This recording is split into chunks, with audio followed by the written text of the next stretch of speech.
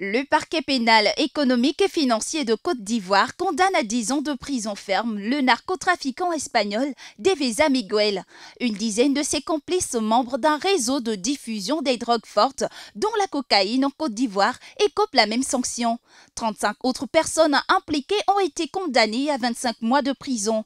Le verdict du parquet pénal économique et financier de Côte d'Ivoire a été rendu public par le procureur. Depuis le 22 décembre 2023, le jugement de ces personnes, aussi bien physiques que morales, renvoyées devant le tribunal pour les faits d'association de malfaiteurs, trafic international de stupéfiants ou substances psychotropes, fraude fiscale et coups et blessures volontaires, il convient de rappeler que la procédure a fait l'objet d'une disjonction et l'information judiciaire en ce qui concerne les faits de blanchiment de capitaux suit toujours son cours. Les personnes inculpées avaient été saisies avec une cargaison de 1795 plaques de cocaïne au mois d'avril 2022 dans les villes d'Abidjan et de San Pedro. Le rendu de la justice dans cette affaire marque un signal fort contre les grandes criminalités et le trafic de drogue, en particulier en Côte d'Ivoire.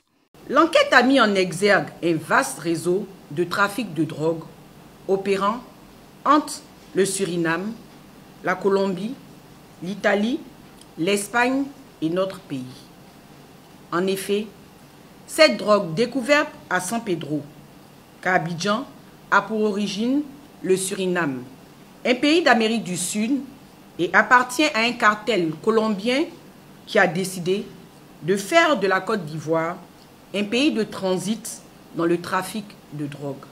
Je tiens à rassurer l'opinion nationale et internationale de ce que les poursuites judiciaires engagées contre ces trafiquants démontrent de la ferme volonté de mon parquet de lutter sans relâche contre le trafic de stupéfiants et de substances psychotropes. Les pays du Golfe de Guinée en Afrique sont depuis quelque temps la cible des trafiquants de drogue en provenance d'Amérique du Sud. Des réflexions sont en cours pour renforcer les instruments de contrôle dont disposent les unités de sécurité et de défense installées aux portes des frontières terrestres et maritimes du continent africain.